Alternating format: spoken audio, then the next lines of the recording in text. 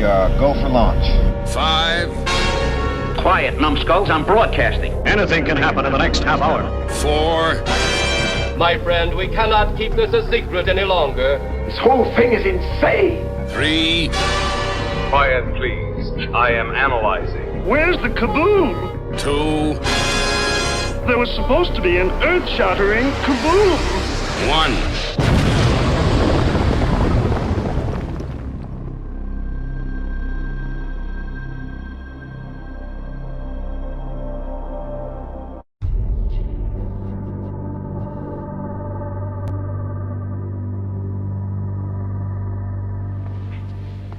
Agent Scully, thank you for coming on such short notice. Please.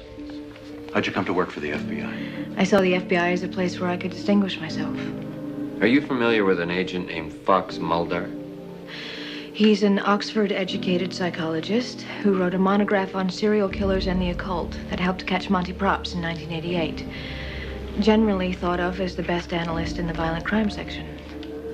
Are you familiar with the so-called X-Files? I believe they have to do with unexplained phenomena.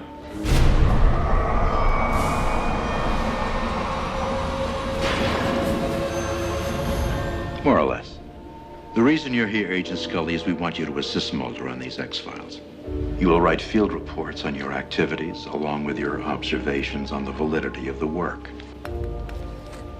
Agent Mulder, I'm Dana Scully. I've been assigned to work with you. Oh, isn't it nice to be suddenly so highly regarded?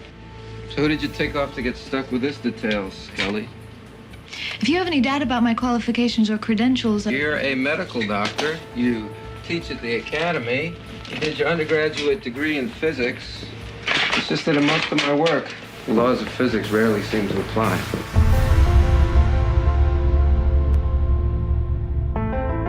Now, when convention and science offer us no answers, might we not finally turn to the fantastic as a plausibility?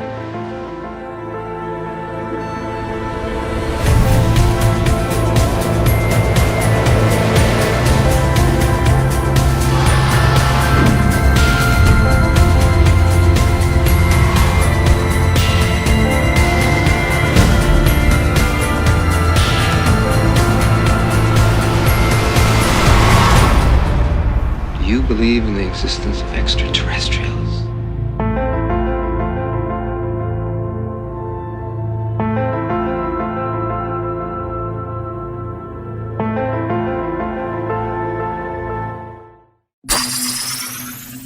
Greetings, my fellow galactic travelers, and welcome back to Planet 8. This is your mission commander Larry speaking to you from our hidden base. Chief Engineer Bob is here by my side as always in the command center, and circling Planet 8 in our orbital spy satellite is Reconnaissance Officer Karen.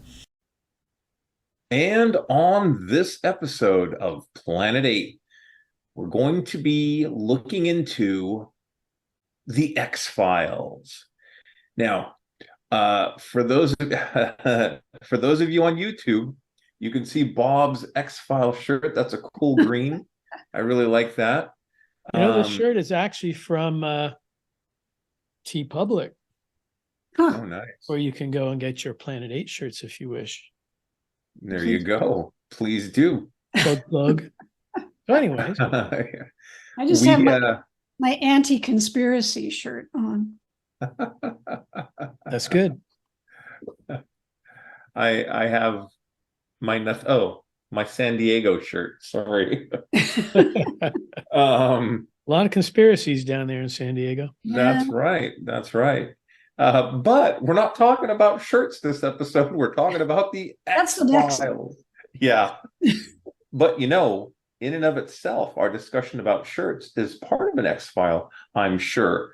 We're going to be looking at the first 2 seasons of the X-Files, and straight away we'll kick it over to Bob to give us a little background on who started the X-Files, how that got into our consciousness, and Bob, take it away.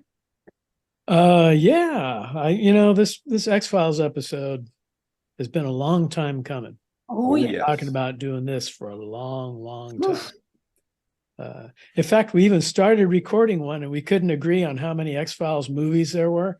And at that point, it's like, well, if we don't even know that, then we better not do it right now. That's right. So then we were going to do, that was when we were going to do the whole series. And then we were going to do the first 4 seasons. And even that was daunting. So we ended up deciding to do the first 2 seasons because really the X-Files is so rich in its stories, its themes, its character arcs, its conspiracy theories. It's just so much to get into. So we're going to start today with the first 2 seasons. And there we go. So I had something jump up on my screen that shouldn't. So maybe it's the government thing. So I've got some notes. We're going to talk a little bit about it. And I don't have a desk lamp, so I have to use a flashlight. Now, it's not a neon, $7,500 neon flashlight like they used to use on the shows. There's more. You can't burn a hole in something with it? No.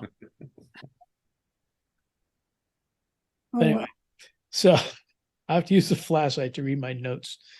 But anyway, Chris Carter was the mastermind behind the series. Now, Chris grew up in Southern California in a town called Bellflower, which I had never heard of.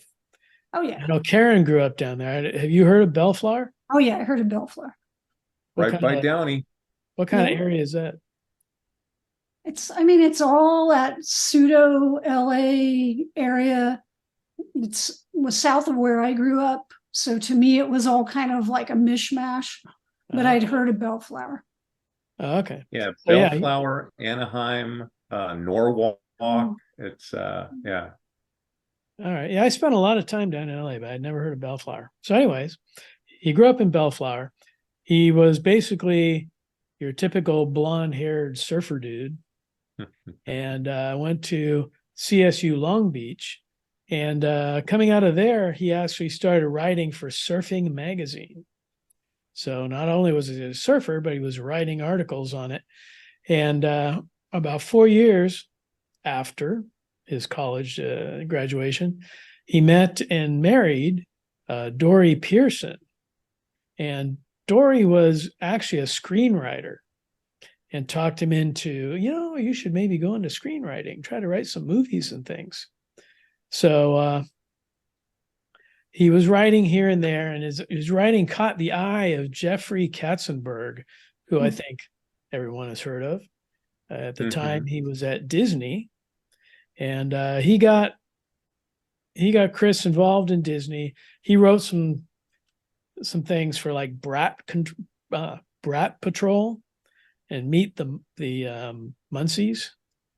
So I think I heard of Brat Patrol, but I don't know if I ever heard of Meet the Muncies before. But yeah, he was writing for those, and at the time he was on a softball team. Now he was doing a pickup softball game, and on that same team was Brandon Tartikoff, who happened to be the president of NBC Entertainment. Right. So they'd have games, and then they'd go off and they'd talk and hang out, and that's where Brandon found out that Chris was a writer. So he said, okay, well, why don't you come on over to NBC? And he went over there, and he wrote some things for a show called Brand New Life, Rags to Riches, Cameo by Night. Again, these things probably lasted like a month and went away. But while he was there, he also his writing caught the eye of Peter Roth, who worked for Stephen J. Cannell Productions. Stephen J. Cannell did quite a few shows back then. Probably most notably in my mind would be Greatest American Hero. But so he went over there, and Roth, basically, Peter Roth ended up going over to 20th Century Fox, and he brought Chris Carter along with him. And he was one of a few producers that Roth wanted to have come up with series ideas. And so Carter grew up, like many of us, watching Twilight Zone, Outer Limits, a lot of horror sci-fi movies on the afternoon monster movie matinee type shows, and also a little TV series called Kolchak the Night Stalker. Oh, yeah. And he decided that he was going to pitch a show. He wanted to do a show. Basically, his only premise to start was he wanted to scare people. So, that's a worthy endeavor. So he sat down and started trying to come up with something that he thought would scare people. And he didn't want to fall into the trap of Kolchak, because basically with Kolchak, he was a reporter that just happened to come across all these different things, whether they're vampires, werewolves, whatever. And then he'd, do the research and do what he has to do. Well, that's kind of limited. You can't have a TV show that runs more than maybe a year where you just keep running into these things. So Carter was asking himself, well, what premise can I come up with that allows these people to check things out? So it turns out that a very popular movie at that time was Silence of the Lambs. And Silence of the Lambs had a big FBI plot line in there.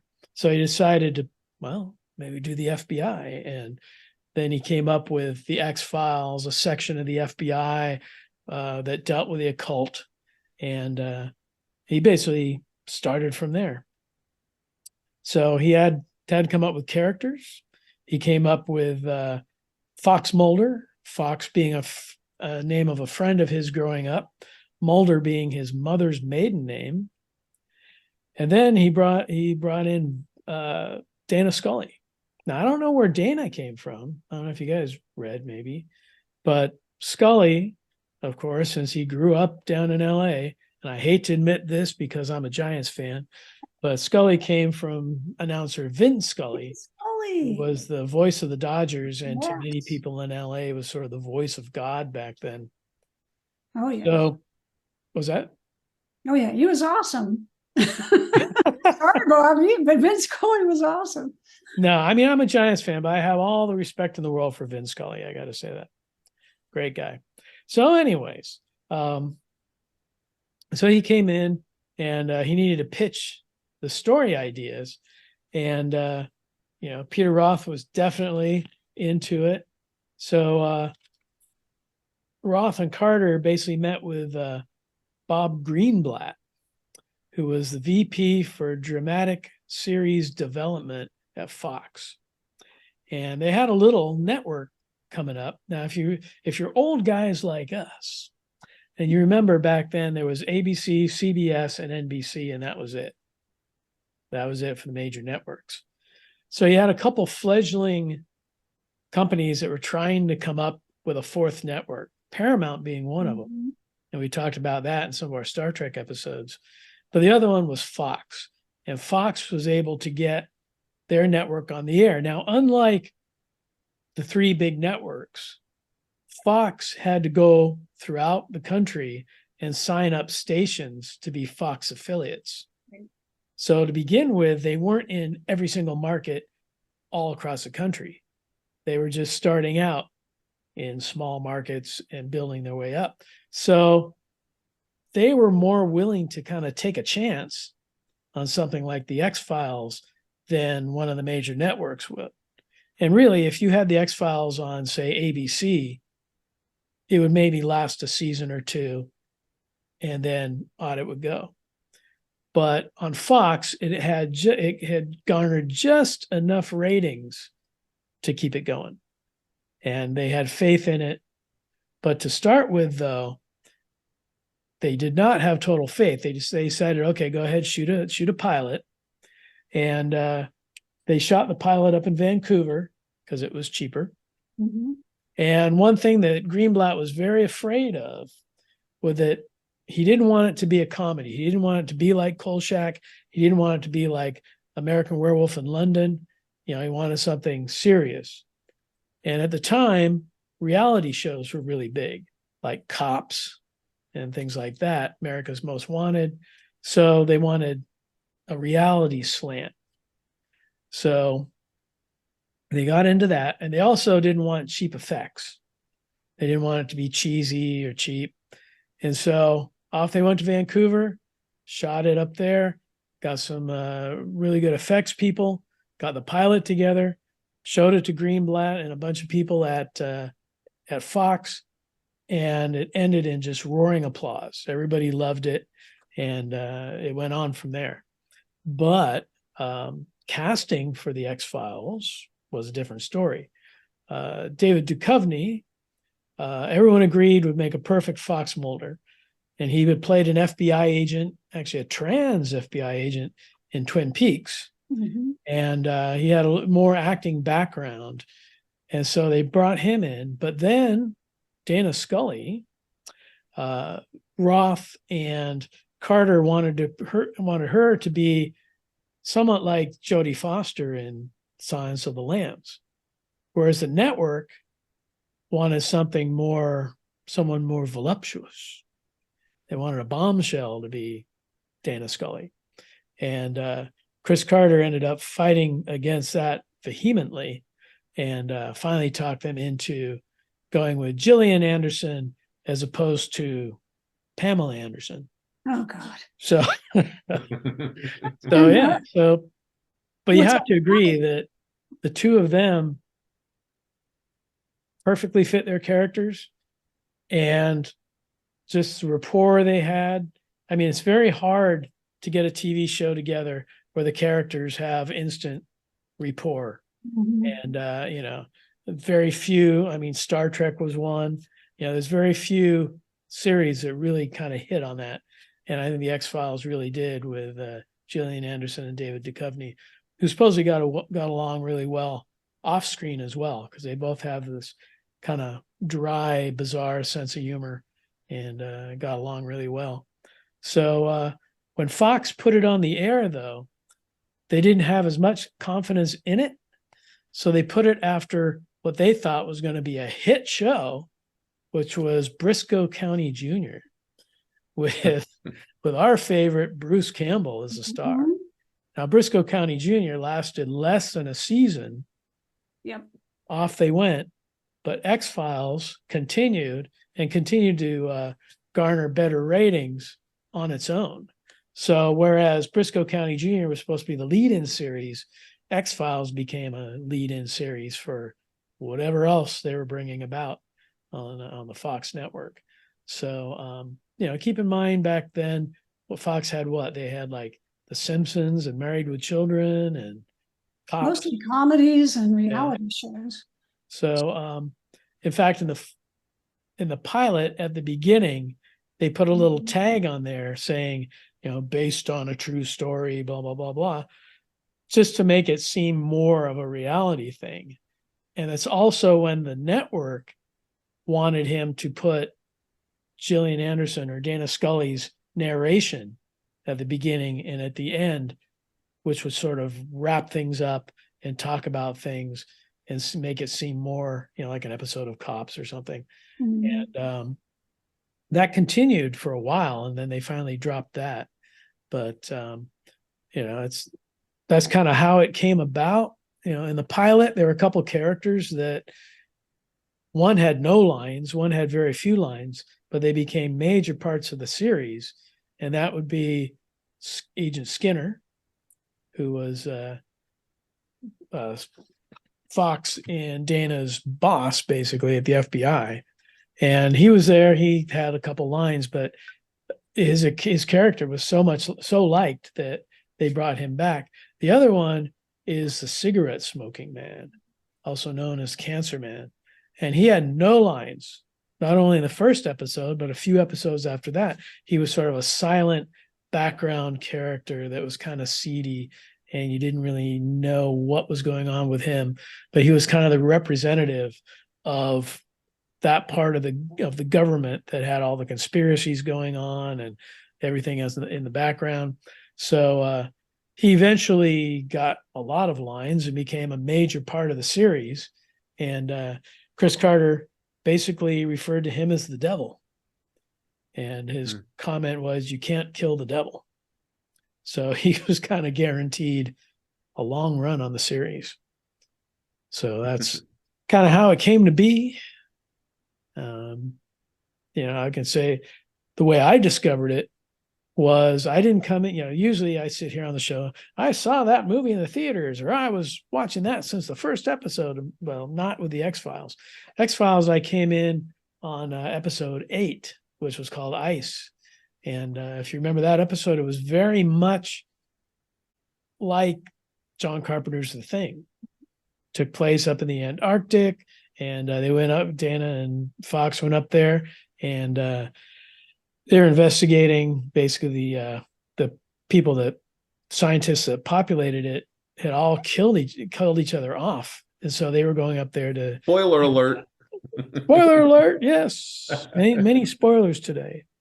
But so they went up there to check that out and found out it was a worm that was infecting everyone, and it would make you violent, take away all your restrictions and make you violent. And so I can sit there and tell you the whole story, but I'll leave some for you to discover yourselves. But that was the first one I saw, and I thought to myself, it's kind of a rip off of The Thing, and but the characters were kind of good, and it's kind of cool that they have this kind of a TV show on. So I'll give it another chance, the following week, and watched it ever since, basically. And the more I watched it, the more I got hooked. So all leading up to this episode. But very cool. How did you guys discover the X-Files? Yeah. How'd you come across it, Walker? Why don't you go next? Well, oddly enough, and now I don't remember exactly why, but I was really looking forward to the adventures of Briscoe County Jr. And I don't know if it was just the idea of like, it's going to be a Western with some sci-fi elements and an adventure like an old time serial. Bruce Campbell, for whatever reason, though, I thought, this looks really cool. So I remember, being excited to tune that in. And of course, back in the day where you had to be there to watch it because you were not going to get another chance. Sitting down and watching that. And I knew that the X-Files was following it. And my take at that time before it came on was like, this looks kind of cheesy. Like they're trying to, do something here to get, pull in all the people who are watching. I think they had a show called UFO Sightings or something like that. Yeah, that was on Fox as well. Yeah. And I thought, well, okay, I'll watch it. And it wasn't like the first episode was like transformative for me, but it was good enough that I was like, maybe, this isn't bad. I'll watch it again. But the Tombs episode, I think it was Squeeze was right. It was like, oh my God, what is this show? So then I really was like, wow, this is interesting. Plus the chemistry of the characters, like you were saying, Bob, they had an immediate chemistry that was apparent. And it was also interesting that Chris Carter made one a believer and one a skeptic, but he chose to make the man the believer and the woman the skeptic, which was kind of different. Typically like women are more portrayed as like having faith, being a believer or whatever, and the man is the rational scientific person. And they kind of swapped the roles a little bit, so that was a little bit different too. So just, I think X-Files did a lot of things that we might take for granted now in television, but at the time seemed really unique and innovative. And so it quickly pulled me in and kind of left Briscoe in the dust. So, well, see, Fox was right in one aspect. At least they used Briscoe to like rope you in and bring you along. But no, it's funny because in that episode, Ice, keep coming back to that. That's actually the first episode where you see like a major conflict between Mulder and Scully. Because when they think that Mulder's infected and she's got to get him, locked up in a room and that, she pulls a gun on him and everything else. And, you can tell she's still kind of on his side, but she's like, get in that room, that she wasn't going to take no for an answer. And the other interesting thing too about Scully is, yeah, she's a non-believer in all this stuff. Yeah. However, she wears a cross Mhm. and she is a believer in religion. Yeah. Which I think is Catholic, because I think she went to confession a few times and things and talked to priests. But so yeah, there is that kind of weird dynamic where she does not believe in one thing, but she does believe in another thing that some people would consider mythology or whatever. Well, I think a core aspect of the X-Files, people always talk about UFOs and monsters, but I think the core thing is about belief, really. Mm-hmm. Mulder is very focused on sort of, it's not like his poster doesn't say I believe, it says I want to believe. So it means he's not fully there, right? He still needs evidence, he still needs proof, right? So he wants to believe. And then Scully is skeptical, but she has like her faith, so she does believe, in certain things. And she is right there with Mulder in that she needs evidence as well. And so it all kind of focuses around this thing around belief, around uncovering the truth, whatever the truths might be. They could be spiritual truths, or they could be truths about reality, but it's all about belief and truth, I think, on that. And it's a hard thing. It's a hard thing to write too, because, you go through the course of the first 2 seasons that we're talking about, and over, Scully does not believe. Yeah. It's like, you just seen all this stuff. You've experienced all this. How can you still not believe? But she's still there to be the counterweight, I guess, to Mulder and all his, because he's ready to believe anything at any time right away. And Scully's always, the one who has to kind of reel him back in and throw some water on his ideas. I think, the difference between what you believe and what you have faith in, if you do a certain amount of research, is that faith or is that belief? If you witness something, is that belief or is that faith? And that was the dichotomy between Scully and Mulder that worked so well throughout the show. And there are some episodes where they flip things, where he had the faith and she had to believe and, figure things out. It was just a great chemistry, like we were saying, between the two actors. It's hard to, as they say, lightning in a bottle, very hard to come across. So how did you discover the X-Files?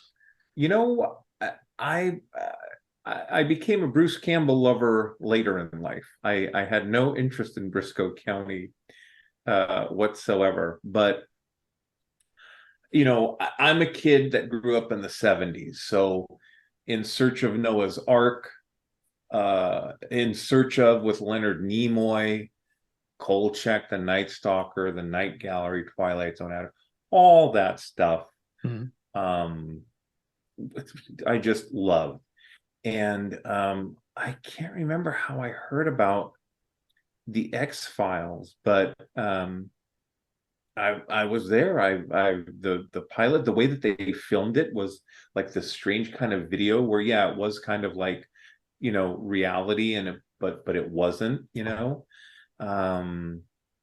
it did not disappoint. I mean, I'm a fan also of for those of you, I may have talked about this before, back in '75, the UFO incident with Betty and Barney Hill, well documented, abduction, alien abduction. And, one of the things that was kind of funny is we're watching the first 2 seasons, and it was a lot easier getting back into the episodes where you wanted to watch episode after episode. I just didn't have time, so I had to kind of pick and choose.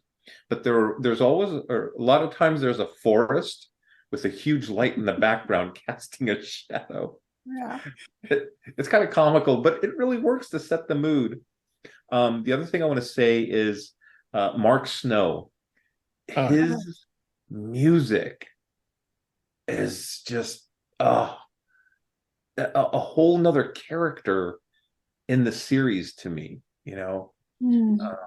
Just episode after episode after episode, really, really like did justice to the whole show. But yeah, matter of fact, Karen and I would talk about this frequently, growing up together in our formative years. Our adult growing that's up. the thing. Adult formative. Well, that's the thing about Mark Snow. It was Mark Snow. I mean, it was him with keyboards and what have you. It wasn't like a huge orchestra or symphony or whatever that was doing the soundtrack for this thing. And that was kind of, Hollywood was going cheap back then, and they were using a lot of, synthesizer soundtrack stuff. And a lot of it sounds like a guy on a keyboard. But Snow was able to take it beyond that. So, you could, if you want to believe it was more than one guy, then you can. But Chris Carter used to go over all the time and listen to soundtracks to different episodes and, give him some ideas and things. But did you see any of the, there's an extra on one of the Blu-rays about how he came up with the theme song? Yes. That was hilarious. That was brilliant. Karen, you want to tell the story? Or? I think it was Chris Carter who suggested to him that he wanted sort of that twangy sound from the Smiths' How Soon Is Now. And so he was like listening to it. But what he got interested in was the whistling part of the song. And so that's sort of what he took from it, was the whistling. And then of course in the theme, how I can't whistle, so I can't do it. That, if one of you guys can whistle, you can do it. I can't whistle that well. But that's what happened. Instead of doing the one part, he listened to the song and he heard the other part and he was like, oh, I like that part. And so he took that. Yeah, I mean, Mark Snow was saying though that he was trying to figure out a counter to it, and he actually accidentally leaned on the keyboard, and it was hooked up to this like echo, and the background that's what came out when he like leaned on the keyboard, and he's like, that sounds pretty good. So he put that behind the sort of whistling in the foreground. He thought it was so good he went happy accidents. Best I could do. Yeah. And it's funny too, like you were mentioning, Bob, how there was so much resistance to casting Gillian Anderson because they wanted some sex pot. But then like a few years later, she was voted like TV's sexiest woman or something. So it's... Oh yeah, she was like the crush of every geek boy back then. Right. So it's kind of, ironic, I suppose. Well, truth be told, I thought they cast Lonnie Anderson. And so that's the real reason why. Some people, Pamela Anderson in there, and Lonnie Anderson, and then Gillian Anderson. Man, that's a name I haven't heard in probably a couple of decades. Lonnie Anderson, wow, yeah. Lonnie Anderson, yeah. Anyway, I digress. Well, so I mean, they definitely did not want it to become the UFO show, right? Have them chasing flying saucers, the whole thing, the whole series. So after the first couple episodes, which were very flying saucer UFO heavy and very good too. I mean, that was some good UFO mythology in there. But yeah, they definitely, after those though, that's when they came up with Jeffrey Toombs. Oh, right. And Eugene Toombs. Yeah. And Eugene. That was like one of the early episodes. Number 3. After the pilot and then the second episode.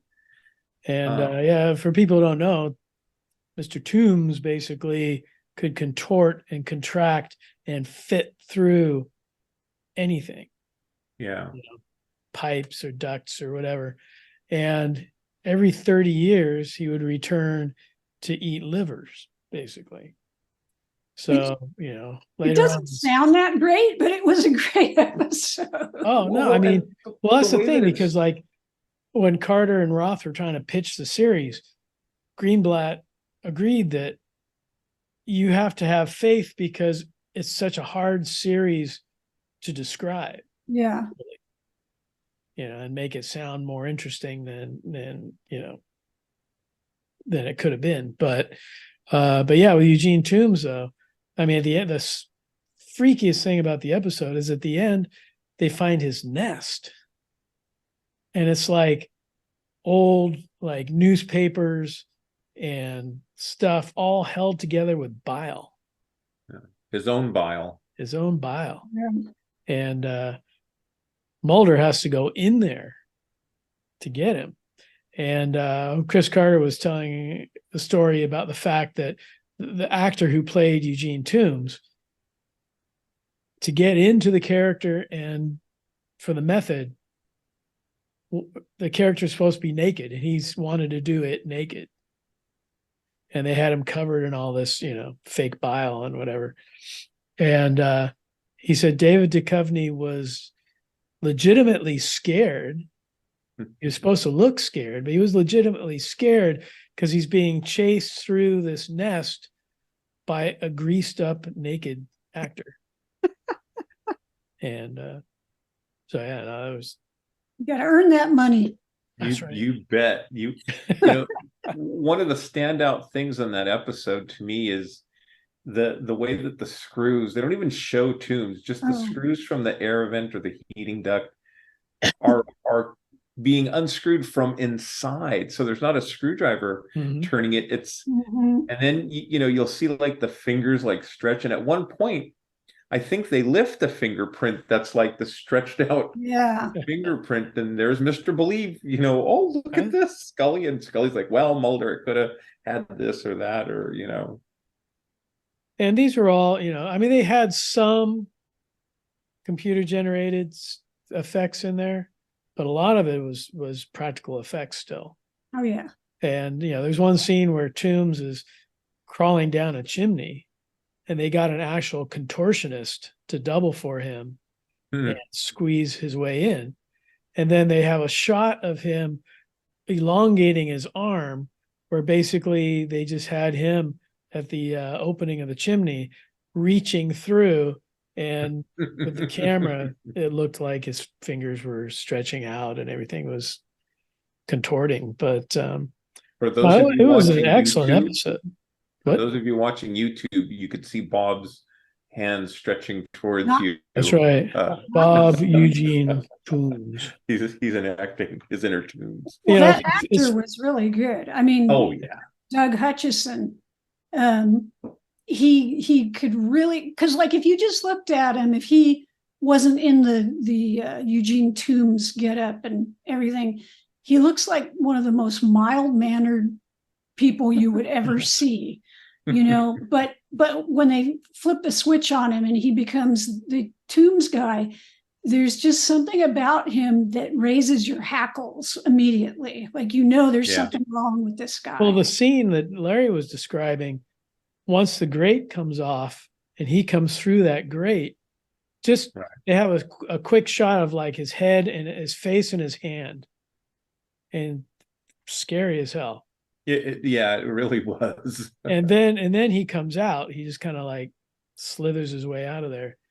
But it's funny because in real life, I do a lot of like audiovisual install and stuff. So a lot of times I'm crawling under tables and climbing through ducts and things to run cables. And every once in a while I'll say, well, I'm going to Toombs my way up through here. To this day, I use that. Some people get it. Some people don't, but I'm going to have to Toombs this one. One of the things I say to, and I use my wife, Jasmine, Lieutenant Jasmine, as kind of like a gauge. Do movies from 50s, 60s, 70s still have that impact, that punch, that surprise, or this TV show? And Jasmine's fallen in love with the Twilight Zone. We watch Twilight Zone almost every night. But it's a wonderful thing to relive these episodes. And a lot of stuff I forget because it's been a decade or more since I watched the X-Files, but through her eyes, and she's jumping and she's like, about to throw up because he's licking his bile on his newspaper. His cocoon. That's like but he was popular enough they brought him back for another episode. Not the next episode, but later in the season. towards the end of the season. Isn't that funny to think about seasons that are that long? Because now, like, everything's like 8 to 10 episodes, right? Oh, yeah. So they film everything and they have it all filmed before any of the episodes ever go on air. But back in those days, you could start filming and start getting feedback about how you were doing before you finished your season, you know? Right. Well, that was the thing, because back then seasons were like 26, 27 episodes. Yeah. I mean, look at Star Trek. It was what, 70 something episodes, but it was only 79. 79 episodes. That's It was only enough for 3 seasons, so- syndication. The rule of syndication, which kind of went the way of the dodo with all these, cable channels and Right.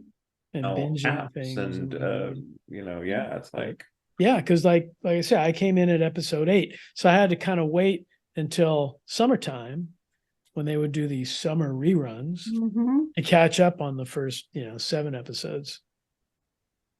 So yeah, and so I don't know, what are some other kind of standout episodes? They had one on the Jersey Devil. I was gonna say the Jersey Devil was kind of a fun one. That was interesting. It didn't go the route you might predict. No, right. And that was the other thing I want to say real quickly before we get into Jersey Devil. I like the episodes that start without Scully or Mulder. It's just like whatever's happening to the person that's gonna may or may not be part of the episode. That's the brilliance to me of the Bond films. It's like James is doing something with something else, and then the story picks up. They did this brilliantly throughout the series. But the Jersey Devil, they're out there investigating as they do. And Bob, what did you think? It was a good twist, and it's basically, I think, Mulder more than Scully in that episode, right? He's pretty much hanging out with the homeless people and trying to find the Jersey, and it turns out to be not the Jersey Devil as we know it or knew it, but basically a woman, like a primitive cave woman that's been living out here in the forest and trying to survive. But yeah, so that was definitely one where Mulder believed one thing, but it turned out to be something more based in reality than it was cryptozoology or what have you.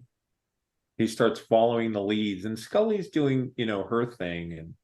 And I just really like the way that they would twist things, and you think it's going to go in one direction and then it doesn't. That was a surprise. And this is the one. Oh, go ahead, Walker. I just thought it was interesting how, the speculation, like, well, were they, cave people, and how would they have gotten lost in time? But it could have just been that they were a group of people who isolated themselves, from the rest of civilization. But they were cannibals, basically, because they found human flesh inside the gut, because there had been a male who had been killed, I guess, and then the female had to go out and procure food, because at the end we saw there was at least one child, maybe more.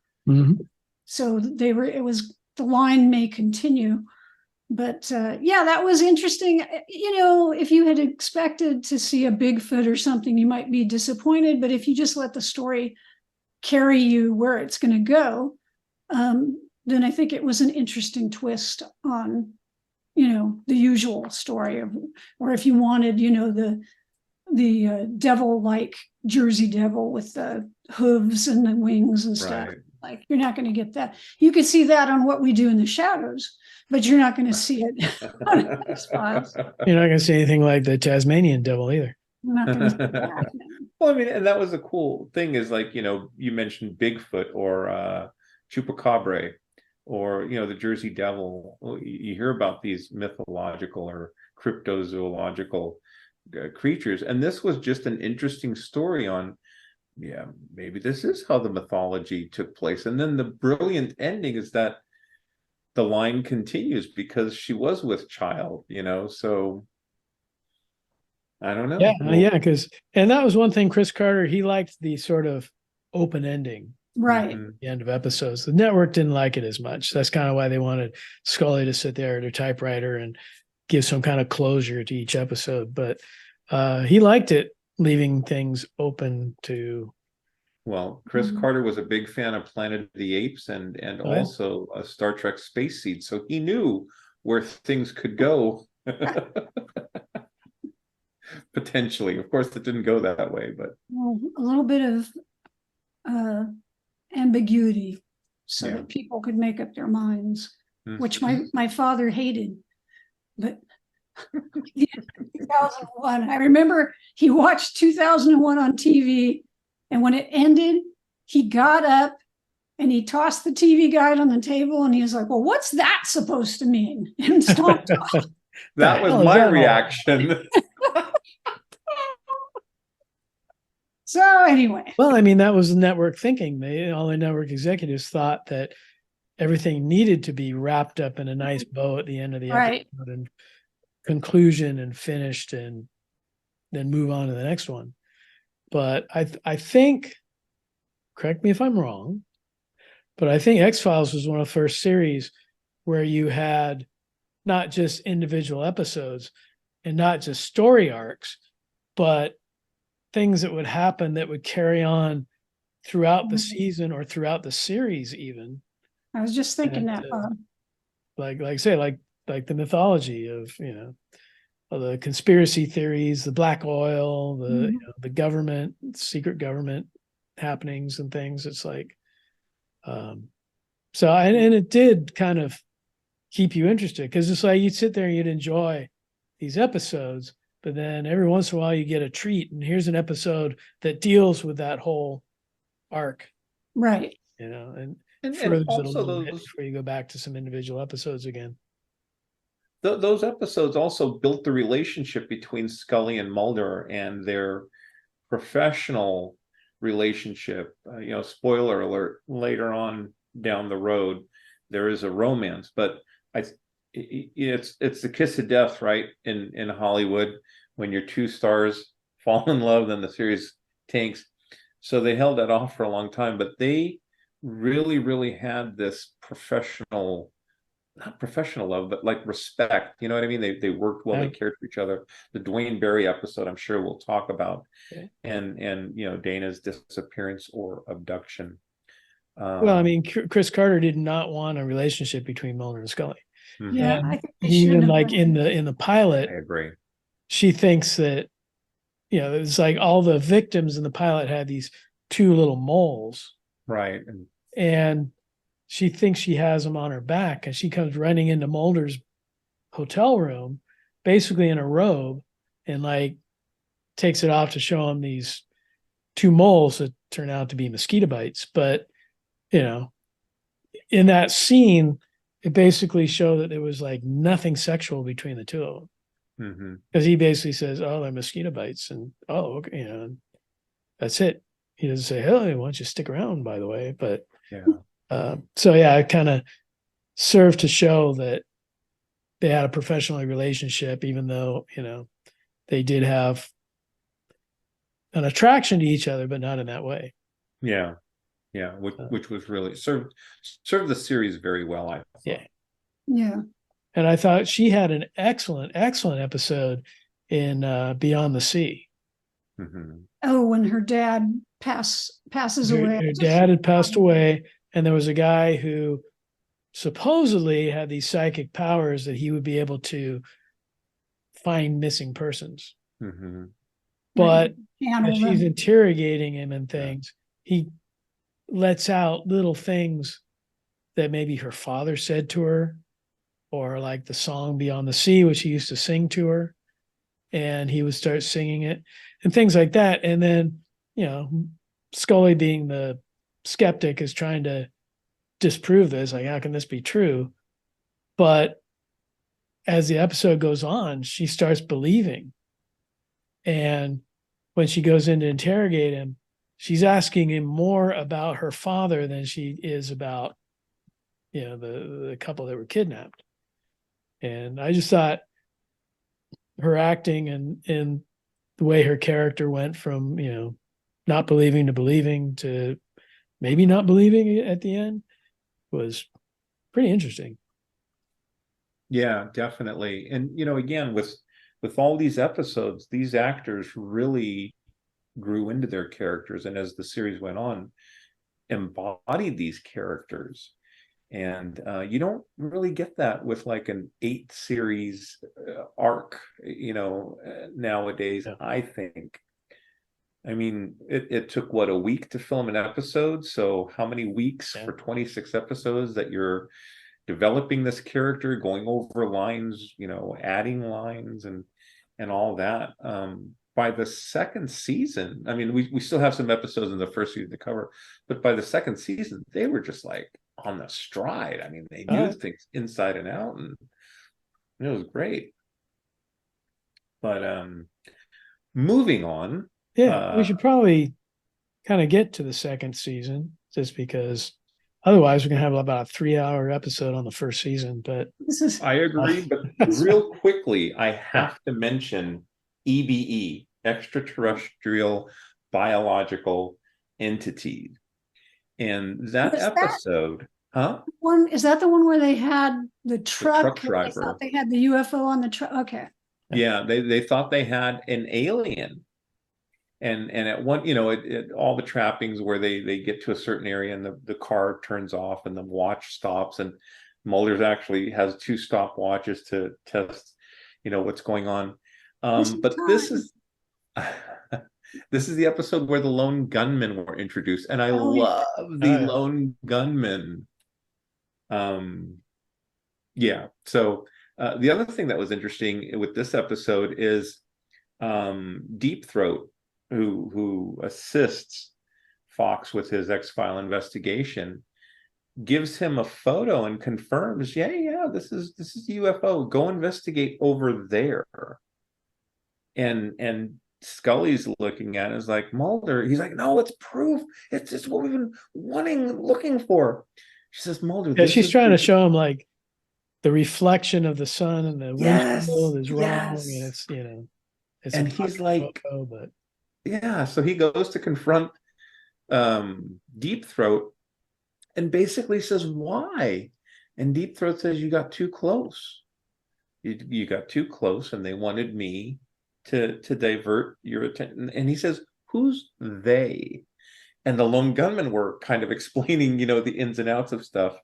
And at the end of the episode, Mulder's like, well, what about the Tuskegee, experiments, and what about this and Watergate? And he says, we throw truths and we throw lies out there.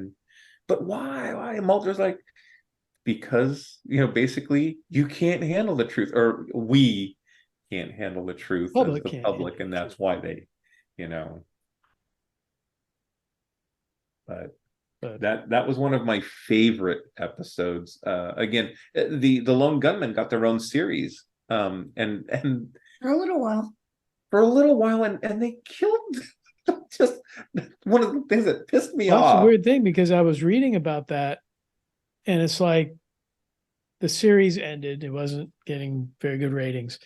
And so Chris Carter wanted to bring them back in the X-Files, and the network said, we'll let you bring them back for 1 episode, but only if you kill them.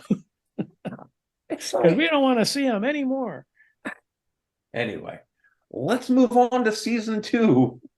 But the actor who played Frohickey, the short guy, he was actually an assistant director on the show. Right. Yeah. And it's like they couldn't find someone to play Frohickey, and then the casting agent said, how about this guy?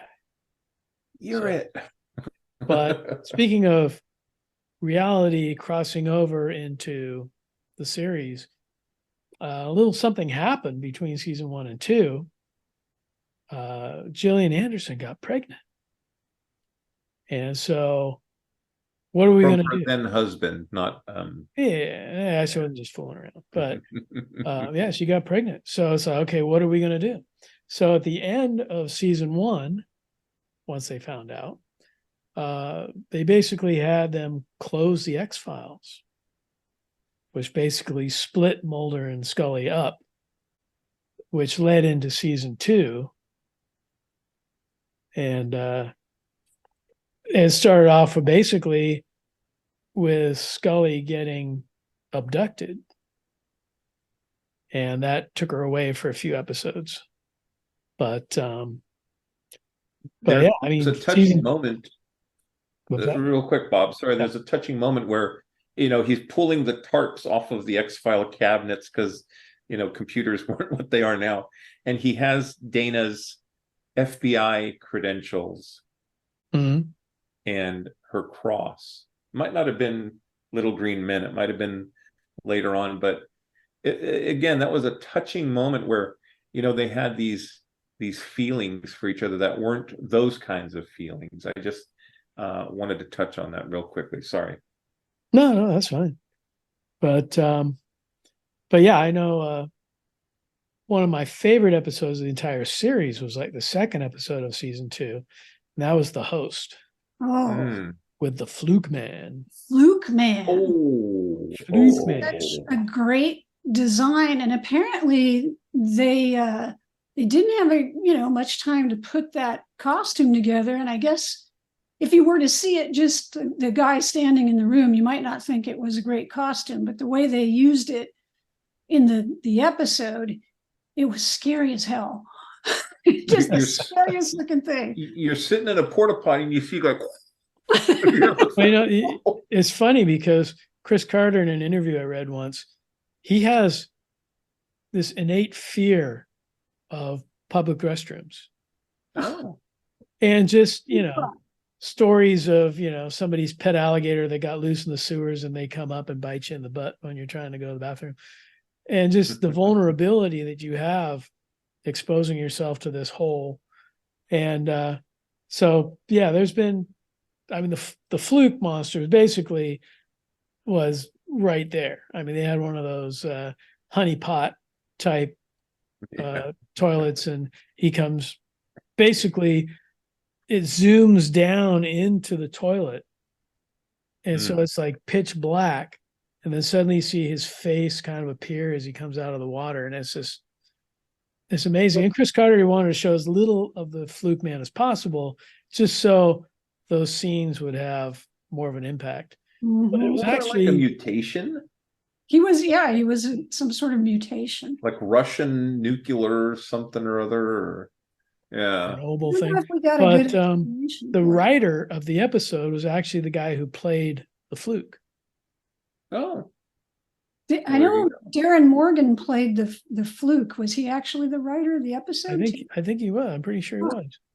And it's funny because he thought, I'm going to get in this suit and I'm going to like move around real scary and stuff. But he said once he got into it, he couldn't move his arms, he couldn't move his legs. All he could do is kind of lay in the different sets and slither around a little bit. But it was definitely a very, very cool design. And he said the one problem was there was no way for him to go to the bathroom in this suit. Yeah, I read so that.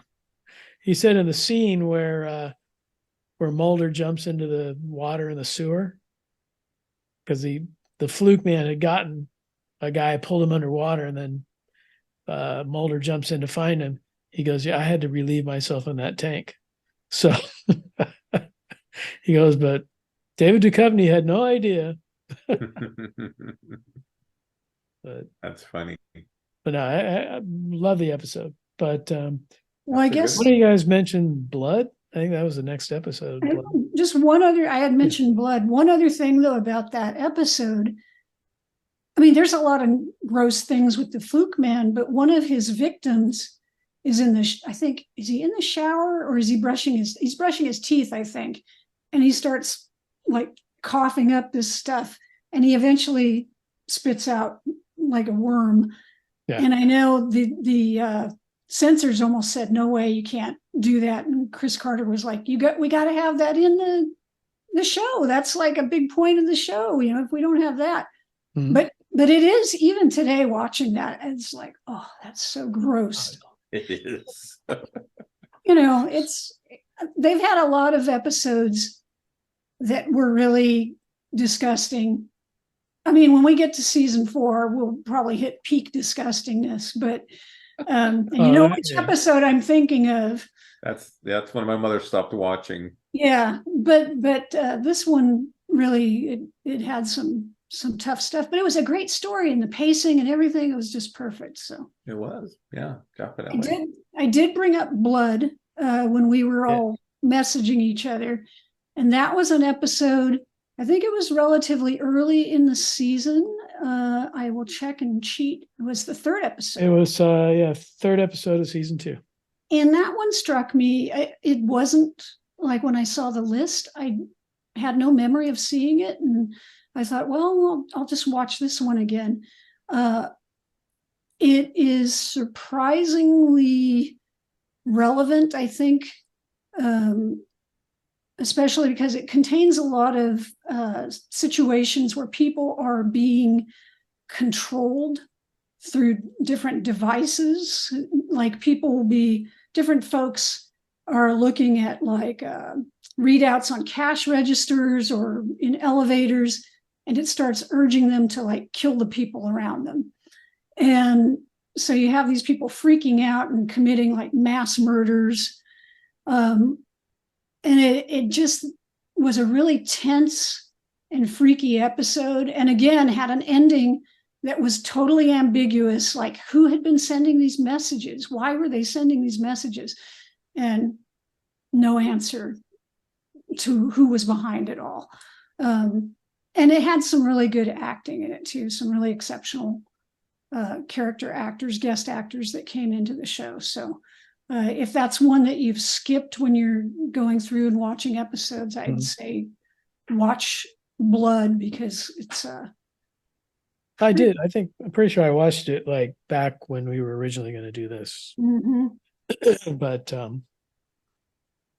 But then we kind of go to like episodes 5, 6. We've got Dwayne Barry in Ascension. And I can't remember the actor's name who played Dwayne Barry. It's Steve Railsback. Steve Railsback. My goodness, this gentleman. He was amazing. He has made a career out of playing somewhat crazed individuals. Now, my first encounter with Steve Railsback was in 1976. He played none other than Charles Manson in the TV movie of Helter Skelter. Pretty effectively, I will say. Back in those days, I read a lot of I was into serial killer stuff. Make no judgments. So I read books on Manson and Zodiac and stuff. And he was pretty effective in that movie. And of course, other folks who watch sci-fi might remember him from Life Force with the naked lady vampire in Britain and stuff. So yeah, his performance in this episode, I mean, it could easily, I think, in some people's hands have gone over the top and been comical, but he goes over the top in such a manic way that it's just frightening. It is. And you can feel the tension. You can feel the fright in the hostages as he's yelling and screaming at them. And it's basically Dwayne Barry. He basically said, he claims to have been abducted. Has an implant. And he ends up in a psycho ward, for a better term, and ends up knocking out his doctor and getting out and escaping, and then going in and taking a bunch of people hostage in a bank. And because it has the abduction angle, even though the police and FBI that are there don't believe it, but it has that angle. They bring Mulder in to be able to talk to this guy. And, as long as you can keep him talking, he's not shooting people. So that's all they needed him to do, was keep him talking. But of course, Mulder gets more and more involved. And of course, he believes Dwayne Barry's story and agrees to a hostage. Well, basically, one of the hostages gets shot, and Mulder agrees to dress up as a paramedic and go in, and then he gets basically swapped out for the guy. He lets him go, and Mulder's stuck in there. But It really is a really good episode. And this, I think, is this the first time they showed the little green men with the big heads? I think don't so. I think it might have. That's a really, really scary sequence where he's in his bed and they're all surrounding him. And just, and that scream. Ugh. And there's also the scene where they're drilling into his teeth. Yeah. Right. With a laser. And that's amazing too. But it was funny because they were talking about how they made the little green men or gray men or whatever you want to call them. And they said first they got these little boys, put them in the suits with the big heads, but they kept like punching each other, punching the heads and breaking them basically. So they went down to a girls' dance school that was by where they were shooting and got a bunch of the girls and they put them in the suits. And they were content to just sit there with the big heads on and not punch each other. So as the series went on, they would use these girls from the dance school to be the aliens, but that's pretty good. So but it's and it was basically a 2-part episode because it basically in Ascension, the next episode, he escapes and he kidnaps Dana Scully. Mm-hmm. And that's basically how she becomes quote unquote abducted, is basically he gives her up so they don't take him. And it's pretty wild episode.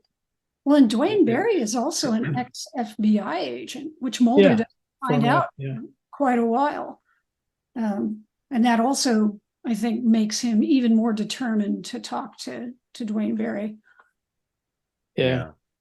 And it was really, because here's a show that's basically about UFOs and monsters and creatures and things. But these 2 episodes, if you took that element out of it, the first episode is basically like a cop show with a hostage situation. Mm-hmm. And you have to basically negotiate and get the hostages out without them being injured. Second episode is a flat out kidnapping. And Mulder chasing down all the clues to find out, where Dana Scully is. And there's one point, I think a cop pulls him over and he's got the dash cam in his car that records everything. And the cop ends up being shot. But when Dwayne Barry goes and opens up the back trunk, then you see an image of there's Dana Scully in the car. And Fox or Mulder sees that. And then he's more determined. He's like, she's still alive, and he's more determined to go out and find her. Right. But they were just both could just be, the scripts from a cop show, or an FBI show or something, without the sci-fi element, and hold up just as well. You also have that segment where Mulder is trying to get to the top of the mountain in the cable car, and I think it's Krychek that sabotages. And we haven't talked about Krychek yet. Yeah, no, Krychek sabotages it. Yeah, so that's a whole nother thing. Well, when they do away the X-Files and they split up Mulder and Scully, Mulder gets a new assistant, a new partner, and that's Alex Krychek. Who, man, as the series goes on, anytime he shows up, it's bad news. Yeah, bad news. And it's he's kind of like the cigarette smoking man. And he kind of works for him, but whereas the cigarette smoking man is the background guy, Krychek is definitely foreground. He's the one that'll go out and kill people and do what he has to do, for the whole government conspiracy stuff. But he starts out as like a green rookie, right, just wanting to be an FBI agent and work with Mulder, and then from there he basically gets taken over by the cigarette smoking man and his group, and becomes an agent of evil. Becomes an agent of doom. Hail Hydra. Yeah. But But one of the episodes I wanted to talk about in the second season, I'm going to butcher this, so you guys help me. Oh, I wonder if it's the one I'm thinking of. The Satanists. The Handy Verlets. Yes. Thank you. And That's a great one. What was the lady's name? Like Phyllis Paddock was the substitute teacher. Oh, yeah. She was really, she was really something. And there's this she's a substitute teacher, and there's this cult, Satan cult. And what I thought was funny is Scully's like, well, they're Satanists, Mulder. Why are you gonna, these are parents? And he's like, she's like, there's been sacrifices. No, Scully, the modern Satanists have sworn off human sacrifices, so these aren't old school, these are modern. What a bizarre thing, because they're finding dead bodies. The substitute has a human heart in her desk drawer.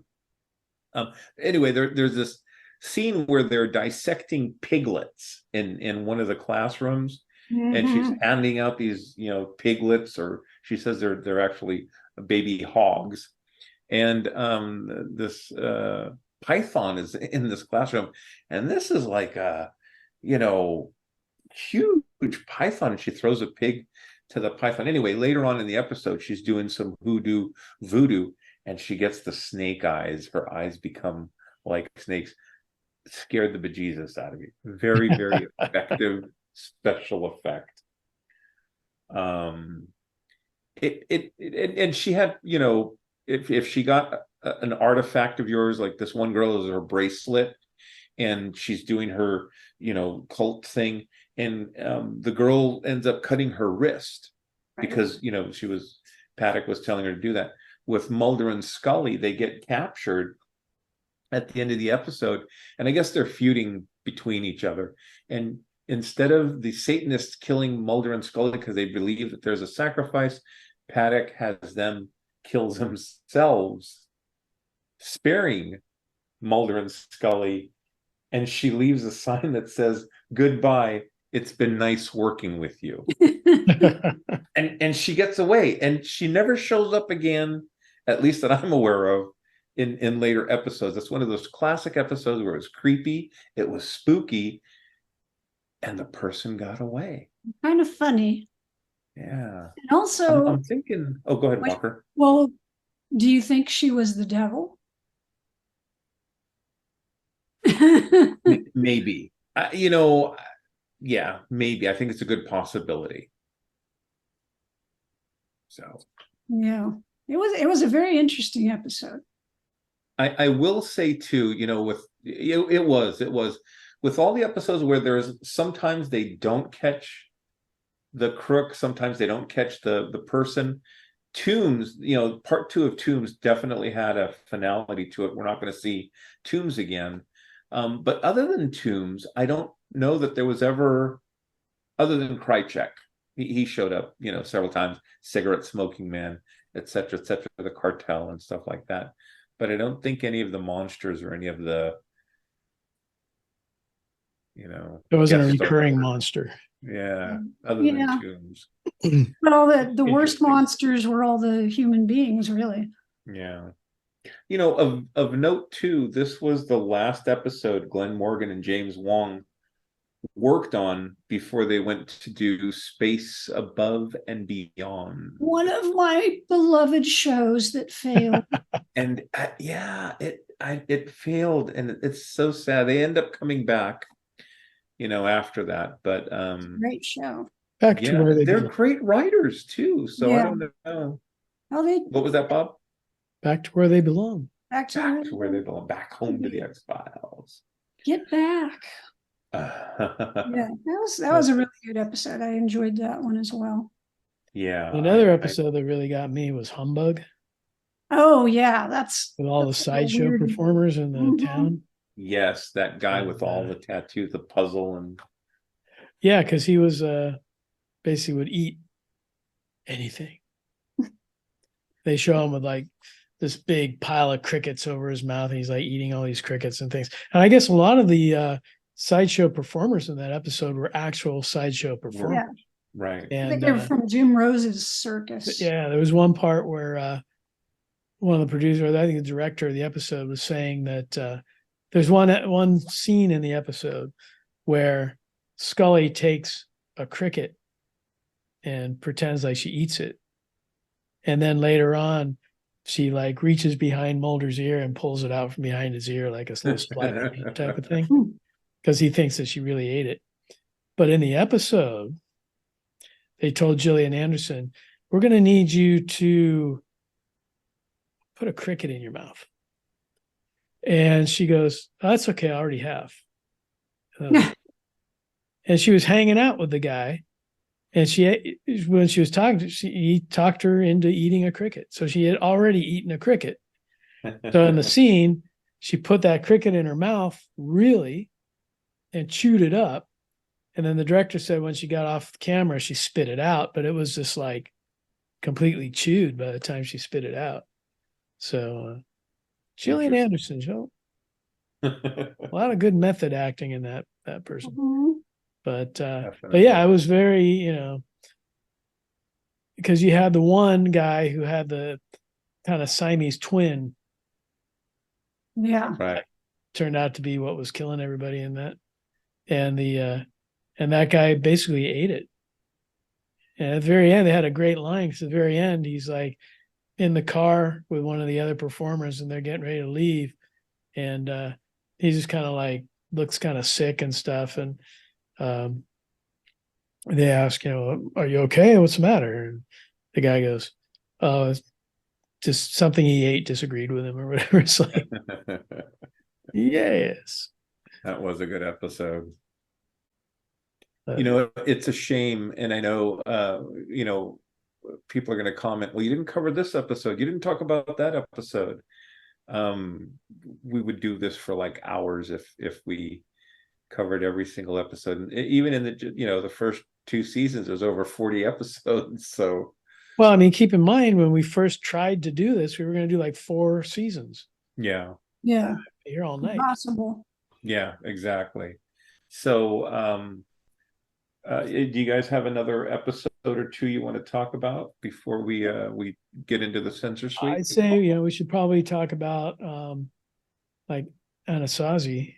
Okay, that was like the last episode of the season, right? And the one thing about that episode, I think the one that preceded it, was it introduced the American Indians, or the Native Americans, who would go on in the series, because it turned out that back in the war and that they would use these Native Americans to memorize code, break codes and things. And they would become a big part of mythology as the series went on. Right. Yeah. It was a solid episode too. Yeah. And But there was a real thing from World War II, the Navajo code talkers. So they just took, they would do that. I think that was really a neat part of the show, is they would incorporate a lot of real things from history and then just kind of give it an X-Files twist. Mm-hmm. yeah, I mean, they would definitely research an episode and find, it's almost like fantasy is stranger than reality, or reality is stranger than fiction sometimes, because they go out and do some research and suddenly they find things that, oh, I didn't think about that, or I can put this in the episode or whatever. And one thing, when I watch these old episodes, the one thing that really kind of stands out, and this was like mid-90s, so it's what, 30 years ago? Yeah, because this is the 30th anniversary of X-Files. Yep. The phones are like shoe boxes. There's mobile phones are like the size of shoe boxes. They hold them up to their ear. You see computers, and they're the big old CRT computers with the 5.25-inch floppy drives. And just looking at the technology back then is just a lot of fun. Yeah. Those phones were like walkie-talkies with the antenna. Yeah. I think that was one of my first ones. It was huge. But yeah, and X-Files just, here's where it has more of an effect on you. I was like year before last driving up to a trade show in Vegas for work. And as I'm driving through the desert, I have my GPS going. And then suddenly I look at the GPS, and the car on the GPS is out in the middle of the desert somewhere. I'm like, I know I'm still on this freeway, but it's showing me out somewhere in the middle of the desert. And I thought, this is how abductions start, right? Prequel to an abduction. That's right. They start messing with your electronics and things go haywire. And before I know it, something's going to come down and take me away. But eventually it glitched back in the freeway. Glad you're still with us, Bob. Oh, I thought for sure that this is it. I'm going to get taken. Those bastards from Planet 9 can't have you. They're coming after me, I tell you. One of the fun things with this episode is The Truth Is Out There was written in Navajo. Yeah. And I can't pronounce, unfortunately, but also Chris Carter played a senior FBI agent, a little cameo in this episode. So he kind of pulled a Hitchcock, which was cool. Definitely cool. Yeah. So this is going to close out our 1 and 2 first and second season of the X-Files. As I said before, if you guys are listening or watching, head over to Facebook, Twitter, where else are we? YouTube and Instagram, and you can comment. What are some of your favorite episodes? Or, did you bump into a fluke monster out at the bog? Or did you almost get abducted out in the desert somewhere? Or did you almost get abducted? Okay, so I tell you what, this gets us into our censor sweep, and let me just start off that if you folks are not watching Ahsoka, this last episode, Bob, Karen, did you see it? I don't want to spoil. Yeah, I really loved this last episode. Oh man. The way that they brought Anakin into this, and the young Ahsoka, and the world in between worlds story and stuff is just well, to get to see the Clone Wars in real life, not real life, but to see it in live action as opposed to animation was really cool. And then just the interaction between Ahsoka and Anakin, and obviously sort of her unresolved feelings about when she was a Padawan and how it all took place during war and everything. I thought it was a really good story, but it was like 2 episodes in one, because you have the whole thing with her and Anakin, and then you have the whole thing with the whales. And so it was felt like watching 2 episodes, but it was good. I enjoyed it. It was good. And Bob, you're kind of so with Ahsoka still? No, I was never so. I would put it second to Mandalorian. Oh, nice. But still light years ahead of Andor or leave Andor alone. It's a slow burn. Andor, Boba Fett, and Obi-Wan's kind of like on the fence. Andor and Boba Fett can go away, except for the 2 episodes that the Mandalorian were in. Mandalorian, I love the Mandalorian, and Ahsoka, like I say, it's right up there, close to Mandalorian, but not. What else are you guys reading, watching, doing? Well, we watch a lot of X-Files. That's about it, right? I discovered this show. I've been waiting for it on Apple TV, called The Changeling. And it's based on a novel, and I can't think of the author's name offhand, but it's on Apple TV, first 2 episodes, and it is a slow burn, but it's so good. It kind of jumps backwards, forwards, current, as far as time goes, and in the story and the characters. It's very interesting. So if you guys have Apple TV, what's that? Is it a ghost story? So far, there was a witch by a waterfall. Okay. That gives one of the characters a bracelet that will grant her 3 wishes if she does not remove the bracelet. If she removes the bracelet, there's a curse. And stupidly, her fiance removes the bracelet. I won't get into the whole, and the shit's starting to hit the fan. But again, it's only the 2nd episode, so it's not like Walking Dead, but it's like a psychological, like, is she seeing what she's seeing? Is she hearing what she's hearing? She gets these weird texts with photos of her husband and her child from his cell phone, but there's no record of it, and nor did he take that selfie. So it's just this really weird. Well, speaking of The Walking Dead, Daryl Dixon. I've been watching Daryl Dixon. It's on my list. And Lieutenant Debbie and I are definitely enjoying it.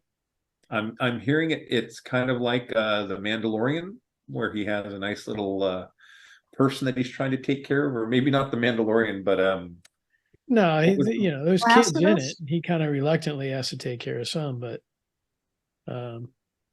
yeah, I know it's good. I enjoy it.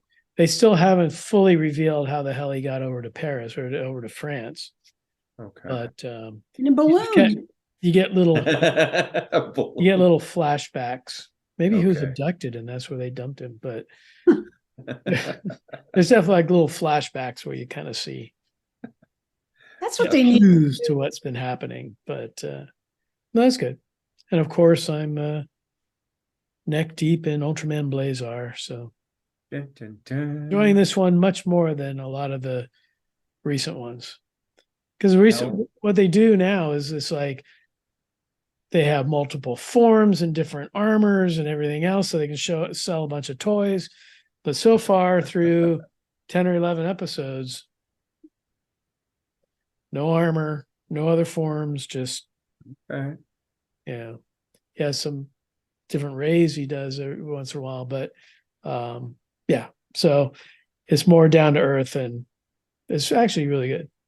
Okay, all right, cool. And then I've got a press link to a show I'm going to watch later that I'll talk about it when they let me talk about it. Okay, talk about it now, they'll have to kill me. So hey, it's very don't want that to happen. Who are they? Who are they anyway? The X-Files. What about you, Walker? You got anything besides X-Files you've been watching?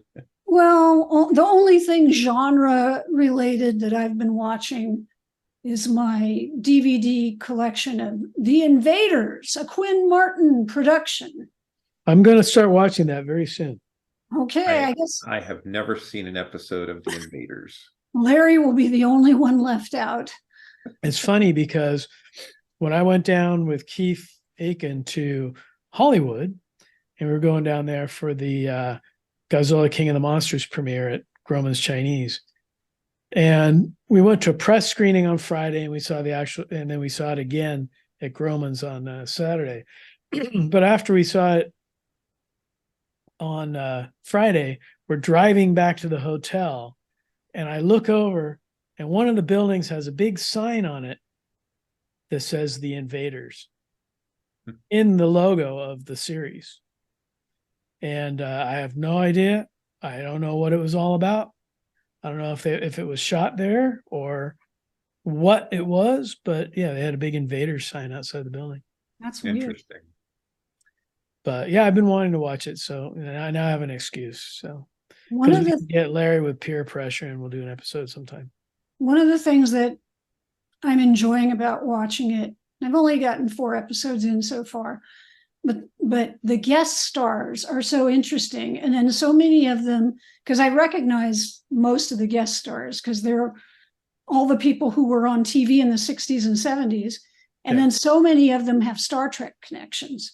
So I'll sit there and watch an episode and go, oh, he was in Return of the Archons, or oh, that's Stawn, or oh, that's whoever. So yeah, it's fun to watch and see all these guest stars and say, yeah, they used to be on this show and blah blah blah blah blah.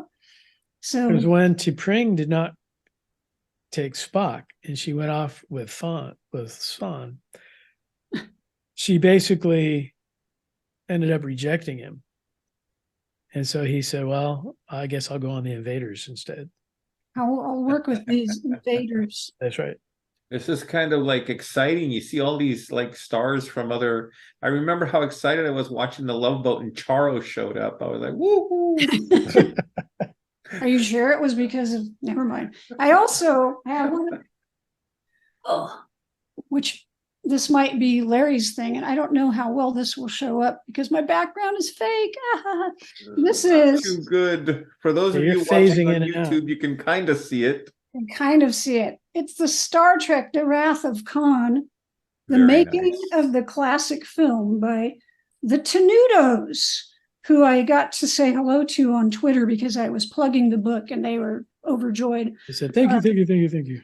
It is a really, really nice book. And I have to say, I have to thank Larry because he mentioned it on his Twitter and I was like, what? I didn't know anything about it. So I ordered it. And even though I feel like a lot of times, like, there's nothing new about Star Trek that I haven't heard. I've heard all the stories. This book has photos I haven't seen before. Mm-hmm.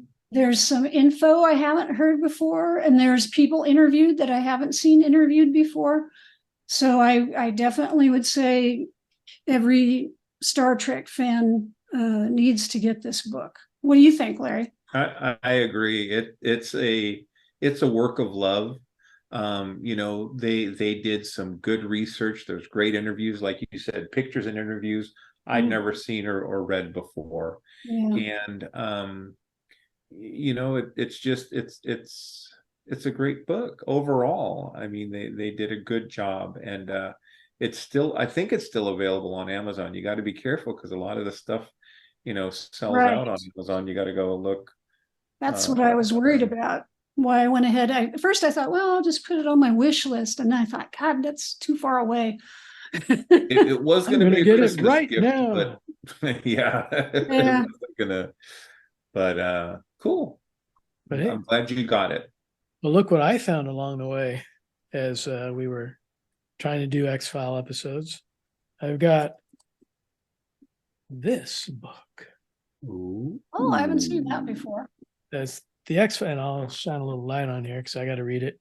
The X-Files official archives, cryptics, biological anomalies, and parapsychic phenomena. Nice. So it's a pretty cool book. And I haven't gone through and read it yet, but it's basically laid out like case files. And it covers all the that wasn't a very exciting page. It covers all the creatures and all the things that they encounter, aliens and whatever they encounter throughout the series. So very nice. Fairly thick book and hardcover. Was that on Amazon or at a bookstore? I was walking through this. I did this the old fashioned way. I was walking through Barnes and Noble. And I basically said, well, I'm going to go look at their film and movie section, or films and TV section. I went down there and I was looking, and all of a sudden right there on the spine, it said X-Files. I'm like, we're going to do some X-Files. So I'm going to grab that book. Very nice. So very timely as well. No, definitely. I'm glad you shared the book, Karen. I have something related. The season 3, for those of you watching on YouTube, nice Blu-ray with this is a metal cover with over 2.5 hours of special features. Season 3 for of those not watching on YouTube, season 3 of Picard. He just held up a disc, a set from Picard season 3. Yes, for those of you on YouTube, I just and then Oh, it's not on YouTube because you didn't say it was Picard. oh, okay. My Here, season apologies. I'm new to this audio stuff. Um, and then on the show of the X-Files from La La Land, I couldn't the X-Files soundtrack, music composed by Mark Snow, Volume 1, original soundtrack from the Fox television series. This sucker has 4 CDs Thick. in it. Yes. La La Land had a sale, and I have several or a couple of X-Files CDs, but I had to get this baby, and it does not disappoint. Yeah, I don't know if the sale's still going on because I alerted Larry to the sale, but it was too Yeah. close to payday for me. I couldn't pull the trigger. Well, right, and I think they were on. They had it on Twitter too, Bob, or maybe it was Facebook because I follow them somewhere. So you clued me in on it. I ordered it, and then it shows up in my feed, and it's limited to 2,000 units. So even if it's not on sale anymore, I'd grab it if you're a fan. It's really good. And you know the liner notes, for those of you on YouTube, it's a nice sick little pamphlet with a lot of good information and some interviews in there. So definitely worth the investment if you have a chance. Yeah, I was just wondering because they have like what, about 5 or 6 volumes of that? Yeah, I mean, And it's like, if you get the first season, is that the first season or first couple, or how many seasons? this is the first couple. So like it has Piper Maru, Jose Chung's From Outer Space, Oh, that's like Musings of a Cigarette Smoking Man. So I'm wondering, like, if you buy the first set, how much of that music like recurs or whatever on the, I mean, are the Yeah. other sets different enough that you're going to want to buy all these sets or what? I did not think so, but you buyers may, You never know. you know, think otherwise. If they go on sale again, will I get the second volume? Perhaps, but we'll see. Well, it's funny because like I got that big set of CDs from the original Star Trek, Oh, and you know it goes by episode, mm-hmm. and I say, oh, well, I want to listen to the Arena. They don't have the Arena on there. I'm like, why don't they have the Arena on there?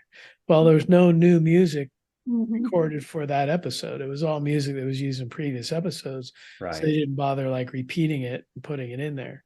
So you'd have to look for whatever episode it was in, you know, Yeah. the first go round, because they would reuse the stuff from the Pon farr, and you know, I think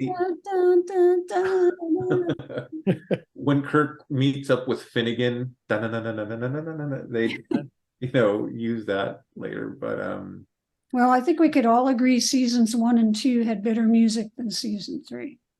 But that's Yeah. So is it the same way with X-Files? You know, well, and that's what I was thinking, Bob. I may get volume 2 down the road, but you know, as it is, this has like the X-Files main title, then they have a short version, they have the end credits, they have the main title remix, short version, the main title for the 7th season. So it does jump around seasons. Anyway, you know, good, like I said, good stuff if you're interested.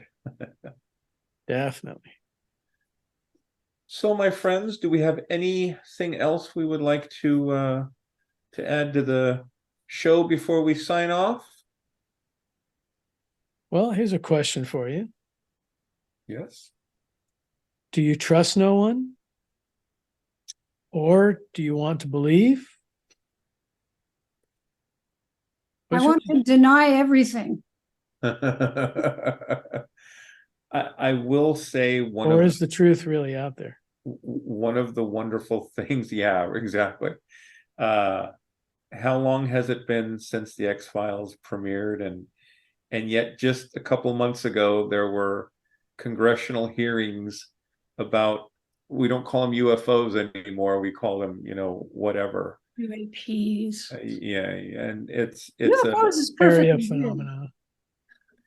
So it's a wonderful thing and now NASA is charged to investigate, and they're saying, well, we don't know the origin is from outer space, but it's a fun little mythology to Well, go see, around. X-Files was on like 30 years ago, back when conspiracy theories were kind of fun to think about.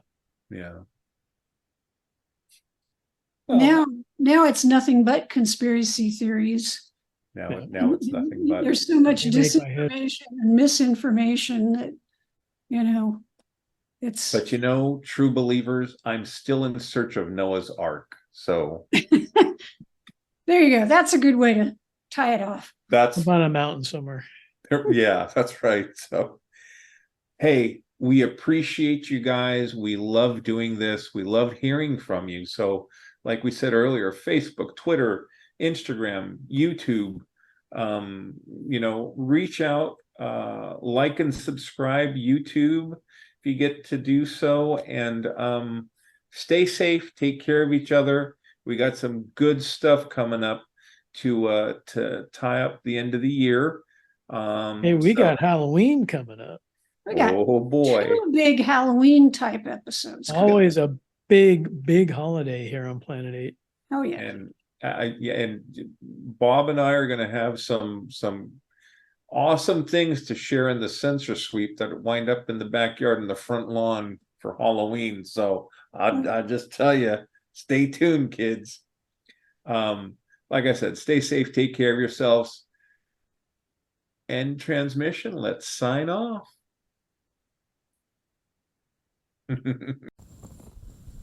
On that note, this will conclude this transmission from Planet 8. We would like to thank all of our intergalactic audience for listening. Be sure to head on over to our website at www.planet8podcast.com, where you can get more information on this episode's topic. For more conversation, find us on Twitter at Planet 8 Cast. Or on Facebook at facebook.com/Planet 8 Podcast. We want to thank you guys for tuning in each and every episode. We look forward to your input and opinions. Until next time, this is Planet 8 signing off. End transmission. By George, he's got it. It is the end.